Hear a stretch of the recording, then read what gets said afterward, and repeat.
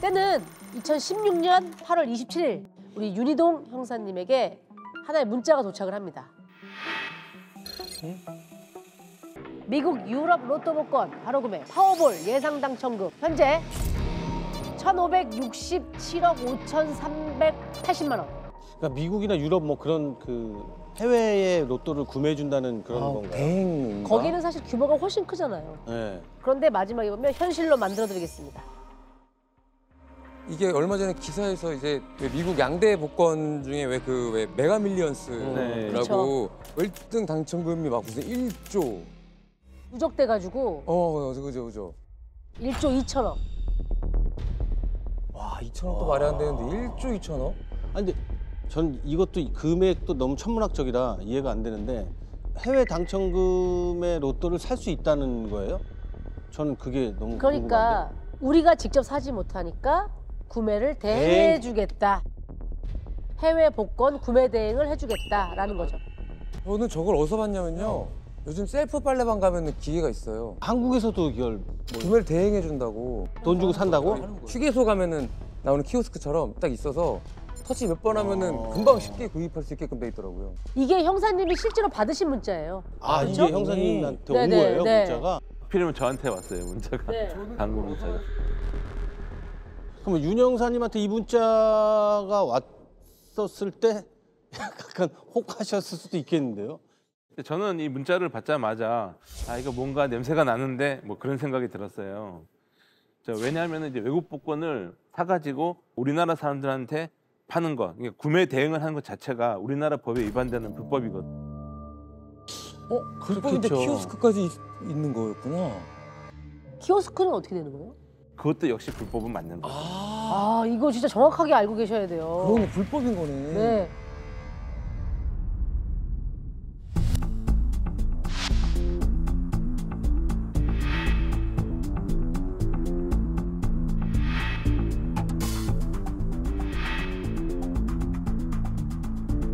근데 버젓이 있으니까 너무 많은 대놓고. 분들이 그래 나 진짜 외국 복권 어떻게 되나 궁금했는데 이렇게 살 수 있구나. 심지어 버젓이 있는 키오스크를 통해서 네. 이거는 괜찮은 거 아니야라고 생각할 수 완전. 있죠. 저도 깜짝 놀랐어요. 네네. 근데 내 아는 후배가 있는데 네. 형님 제가 이제 해외 복권을 사고 있는데요.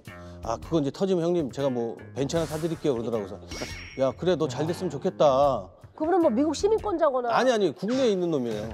멀리 하세요. 그래서 내가 속으로 야 네가 미국 당첨을 된다고? 불안한데? 그래서 미국 복권도 살 수 있구나 해서 나는 주변에 그런 사람이 있어서 나는 이게 합법이구나. 왜냐면 우리가 복권 사잖아요. 전 세계 사람들이 살 수 있어서 금액이 저렇게 커진 줄 알았어요. 그렇게 생각하는 분들 많아요. 네. 저도 그랬거든요. 이 사건 접하기 전까지. 이거 진짜 어떤 멘트도 본 게 당첨되면 그 미국 시민권도 준다고. 시민권을 줘서 여기서 살게끔 해서 이 돈을 쓰게 한다고. 그럴 수도 있겠다. 네, 그 얘기도 봤어요. 그러니까 아마 그 키오스크 이런 데서 샀을 수도 있어요. 그리고 자기가 외국 복권 샀다 이렇게 얘기할 수 있는 외국 거죠. 복권 사고 당첨 안 됐구나. 또 사고 그래서 계속 그러는 거 아니에요? 그래서 이런 사례들이 크게 알려지지 않아서 그렇지. 네. 제가 이제 2010년도에 국제범죄수사대에 근무를 할 때 그때도 그 미국 복권을 구매 대행했던 피의자들 검거한 적이 있거든요. 그 사람들도 결국은 최종적으로 대법원까지 유죄 판결을 또 받았고요. 그래서 네. 이 문자로 온 이런 외국 복권 구매 대행이 불법이라는 건 제가 명확히 인식을 하고 있었죠. 그래서 이게 실제로 구매 대행을 하는 건가 아닌 건가가 좀 의심스럽긴 하더라고요. 그래서 계속 네. 지켜보다가 그로부터 한 1년 정도 경과됐을 때 2017년 7월 달에 경기부청 사이버 수사대로 이제 오게 되면서 이 사이트를 한번 정식으로 수사해 봐야겠다. 네. 이렇게 이제 마음을 먹게 됐습니다. 중요한 건 이 사건이 의뢰가 들어온 사건이 아니다라는 게 핵심이에요. 실제로 뭐 구매 대행을 하는 건지 여부도 좀 의심스러웠고 네. 며칠만 없어질 수도 있는 거니까. 근데 그런데 상당히 오랜 기간 또 계속 유지가 되더라고요. 그렇게 이제 계속 이 사건을 형사님이 하나하나 이 범죄 혐의점들을 찾아내기 시작하는데요. 사이트에서 8가지 외국 복권을 판매하고 있었는데 그중에 뉴욕 로또가 있더라고요. 이건 뉴욕 현지에서 2장씩 짝수 단위로 파는 복권인데 그런데 이 사이트에서 5장씩 묶어서 팔고 있는 겁니다. 2장씩 팔아야 되는데 5장을 팔면 이거는 이상한 거 아닌가요? 2장씩이면 짝수로 떨어졌는데 홀수면 장수가 떨어지지 않는 거 아니에요? 그렇죠. 보통 다른 복권 구매 대행 사이트는 그 대신 산 복권을 스캔해서 홈페이지에 올리거나 구매자한테 보내주는데 여기는 사이트 내에 그런 메뉴 자체가 없더라고요. 그럼 진짜 대신 사주는 게 아닌가? 인증을 못하는 인증을 안 하는 데는 이유가 있지 않겠어요? 그러니까 못하는 거야 안 하는 거야? 지금 일단은 해외 복권 구매 자체가 불법이잖아요. 그런데다가 그런 조치까지도 없다 그러면 이건 전형적으로 뭐 사기가 의심이 되는 이런 정황이 많이 나타나죠. 네, 그래서 이 사이트를 또 추적하다 보니까 2012년부터 선물 투자 사이트도 함께 운영을 하고 있더라고요. 우리나라에 있는 정식 거래소를 통해서 그 증거금 보통 뭐 한 금액이 이제 몇 천만 원 되는데 뭐 3천만 원 정도를 넣고서 선물 투자를 하면은 그러면 합법인데, 근데 이제 사설 거래소 이들이 임의로 만든 그런 가짜 거래소에서 이 사이트를 통하면 이제 증거금이 없이 소액으로 투자가 가능하니까 주식으로 돈을 날려서 자금력이 별로 동원력이 없는 사람들이 이 사이트에 이제 몰려든 겁니다. 근데 문제는 실제 거래는 하지도 않으면서 고객들을 속이고 거래 수수료랑 투자 손실금을 챙겼더라고요. 돈만 받고 거래 안 한 거야? 거래를 해주는 것처럼 속여서 돈을 모아서 거래를 하지 않은 거죠. 그 피해 금액이 이게 얼마나 됐을까요 이게? 실제 돈을 입금한 피해자가 6천 명이 넘었고요. 저희가 피해 진술받은 사람만 312명이었습니다. 추가로 또 진술받은 피해자들을 통해서 확인된 피해액만 약 431억 원이었습니다. 그러니까 그거잖아. 아무것도 하지 않았는데 그냥 400억 사기친 거네요. 사이트 하나 만들었어. 만들어놓고. 그래서 이 사이트를 계좌 추적을 하고 뭐 IP 주소 등을 확인하고 추적을 하다 보니까 이제 한 남자의 신원이 이제 특정이 됐어요. 이 사람을 출입국 기록을 떼어 보니까 태국에 머물고 있던 그런 30대 남성 강 씨였습니다. 그래서 곧장 이 강 씨를 지명 수배를 하고 그다음에 또 입국하게 되면 우리한테 통보해달라 그 요청을 또 해서 한 달 정도 좀 안 기다렸을 무렵에 2017년 10월 중순에 인천공항에서 이 사람이 입국한다는 얘기를 듣고 공항에 가서 저희가 체포를 했습니다. 야, 체포를 하긴 했네요. 네. 그럼 아까 체포한 그 사람이 그 해외 복권 대행 사이트 그 대표라는 사람인 건가요? 예, 그 대표는 아니었고요. 그 강 씨는 이 사이트의 웹 디자이너였습니다. 그 체포하자마자 강 씨 휴대전화를 이제 압수해서 확인해 보니까 SNS 대화에서 한 여자의 여권 사진이 발견됐고요. 여자요? 네. 아, 또 딴 인물이 나오네. 그게 혹시 그 여자분이 여자라는 사람이 누구였나요? 그 조사를 하면서 한참 추궁을 하니까 입을 뗐는데 그 총책의 딸이었더라고요. 강 씨가 총책의 비서 역할도 겸하고 있어서 그 심부름을 해주느라 딸의 여권 사진을 받았던 거였어요. 그 덕분에 총책 신원까지 확인할 수 있었고요. 그럼 이제 여권 사진이 있었던 덕에 총책을 바로 누군지 알 수 있게 된 거네요. 맞습니다. 총책은 50대 남성 오 회장이라는 사람이었습니다. 형사님들이 파면 팔수록 이 오 회장의 엄청난 실체와 맞닥뜨리게 되는데요. 이 사람이 확인을 해보니까 이미 사이버 범죄로 해서 국내에서 이제 지명수배가 되어 있던 인물이었고요. 15년 전인 2002년도에 출국한 이후에 우리나라에는 단 한 번도 들어오지 않은 그런 사람이었습니다. 네, 범죄 경력이 굉장히 화려했습니다. 2005년에는 포커, 맞고 같은 도박 사이트를 운영했었고요. 그러다 2006년에 미국에 있는 그 친구에게 사설 스포츠 베팅 사이트가 돈이 된다는 얘기를 듣고 그 개발자들을 섭외해서 스포츠 토토 사이트를 만들었다고 해요. 그러니까 우리나라 최초로 불법 스포츠 토토 사이트를 만든 사람이 바로 오 회장이었던 거죠. 최초로 만든 사람. 네. 그래서 이 오 회장을 빨리 잡아야 되지 않겠습니까? 해서 우리 형사님들이 오 회장 검거 작전에 들어가는데요. 이 사이트들의 법인 계좌로 들어간 돈이 국내에서 이제 해외, 중국, 홍콩, 태국으로 환치기를 해서 그 오 회장의 가족 계좌로 흘러 들어가고 있더라고요. 그래서 오 회장의 자녀들과 노모가 사는 국내 주소지를 찾아가 봤습니다. 그 집안에서 한화 4,500만 원 정도의 달러가 발견됐고요. 금고에서는 통장 13개가 나왔는데 입금된 돈이 무려 43억이었습니다.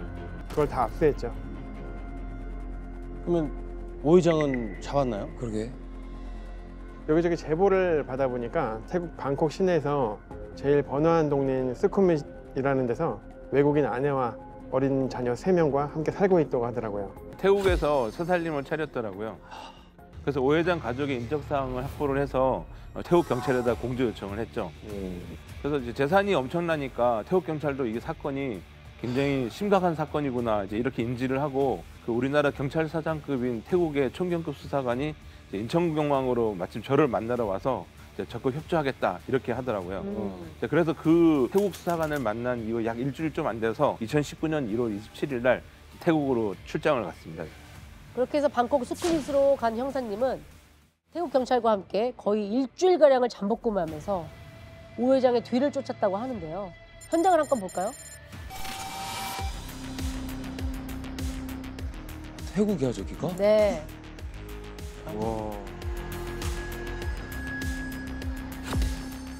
와. 이거 보세요. 야. 외제차도 외산차를 저렇게 두 대나. 우아스러운 집뿐만이 아니라 저 차도 사기쳐가지고 저렇게 이제 네, 그 동네에서 20억이 넘는 고급 콘도를 매입해서 펜트하우스에 살고 있었고요. 이제 내부는 한 100평 정도 되고, 그리고 이제 태국 수사관들하고 오 회장 내 유모하고 운전기사까지 이제 미행하면서 따라다녀 봤지만 그 눈치를 챈 건지 뭔지 오 회장은 일주일 내내 이제 설 것 하나 보이지 않더라고요. 결국 현지에 계속 머무를 수 없었던 우리 형사님께서는 아쉽게도 귀국을 합니다. 그리고 귀국 후 이틀 뒤 네. 태국에서 연락이 옵니다. 태국 수사관이 보낸 안부 문자였어요. 실시간으로 계속 태국 수사관들하고 연락을 하고 있었는데 이제 그래서 저도 좋은 소식 있으면 좀 알려달라고 이제 답을 했죠. 네. 그때 잠시 후에 자기 셀카를 찍은 걸 하나 보내주는 거예요. 셀카요? 셀카 셀카? 웬 셀카? 사진이 있거든요. 아, 그때 예, 그 예. 당시 수사관님이 태국 수사관님이 보냈다는 셀카가 있어요. 이렇게 그냥 태국 수사관님인 거죠? 저 빨간 티 입으신 네, 분이. 같이 공조에 참여하셨던 그 수사관님. 그냥 뭐 친구면은 뭐 안부 겸해서 셀카 보낸 건가? 보니까 공연장 같기도 하고 사람들 파티하는 것 같기도 하고 그러거든요. 예, 태국 방콕 쇼핑몰의 야외 공연장이었는데요. 그래서 처음에는 이 친구가 자기 셀카를 보내나 하고서 이렇게 유심히 봤죠. 근데 자세히 보니까 저 수사관 뒤쪽에 총책으로 보이는 오 회장하고 가족들이 딱 앉아 있는 거예요. 야. 와. 야, 그럼 이게 잡기 전에 사진 찍어서 보내준 거네요. 그렇죠. 예. 어쨌든 형사님한테 기쁜 소식 알리려고. 예. 그리고 이제 30분 정도 지나서 이번에는 영상 하나가 전송이 됩니다. 와 이거 대박이다. 잡았겠지. 잡았어. 잡았네. 네. 예, 저도 드디어 이 길었던 사건이 마무리되나 했는데 네. 근데 이게 끝이 아니더라고요. 워낙 네? 큰 사건이다 보니까 뭐 2년 정도의 시간을 가지고는 부족했는지 이 총책이 2019년 4월 달에 한국으로 송환될 예정이었거든요. 네. 근데 갑자기 오 회장이 태국에서 고소를 당했다는 겁니다. 태국에서 고소를 고소요? 당했다고요? 아 그러니까. 이게 또 무슨 소리야? 아. 야, 이 정도 되면 이제 한국 송환을 어떻게든지 지연하거나 막아보려고 사소한 일을 저질러 가지고 거기서 재판을 지금 진행을 하는 거죠. 현지 나라 법부터 우선 받아야 되니까 그런 거죠. 네. 제가 알기로는 맞는지 모르겠는데 자국민이 먼저 우선이기 때문에 해결을 네. 하고 보낼 수밖에 없다고 맞아요. 네. 그 얘기를 들은 적이 있거든요. 결국 오 회장은 이 태국에 있는 외국인 보호소와 교도소에서 1년을 더 살아요. 또 지나? 네. 그리고 2020년 4월 14일 한국 소환이 결정되었는데요. 네. 아, 왜? 이 과정도 순탄치 않았어요. 왜? 아, 또 왜? 뭐가 있어요? 또, 원래는 저희가 태국으로 그 신병 인수를 하러 이제 직접 가는 게 맞는 건데 그 당시에 2020년 1월 달부터 코로나가 확산되는 시기라서 현지에서 가면은 또 저희가 2주 격리 또 와서도 2주 격리를 해야 됐다는 네. 거예요. 그래서 어쩔 수 없이 일단 비행기를 타기만 하면 도망가긴 쉽지가 않으니까 일단 그 태국 현지에서 우리나라 비행기에 이제 실어서 보내기로 이제 결정을 했죠. 이렇게 해서 어렵게 비행기가 이제 인천공항에 딱 도착을 했을 거 아니에요? 오랜 기다림 끝에 오 회장의 손목에 지갑을 채울 수 있었어요. 이런 나쁜 새끼. 얼마나 조급했겠어 이때 들어갈 저 때. 당시에 코로나 진짜 심해서 이렇게 방역복 입고 마스크도 안 썼네. 마스크도 안 썼어. 네, 변호사를 선임할 수 있고 변명의 기회가 있습니다. 체포가 부당하다고 생각되면 체포 적부심을 신청할 수가 있어요. 아 수갑 채워놓은구나 이렇게. 이거 보세요. 야.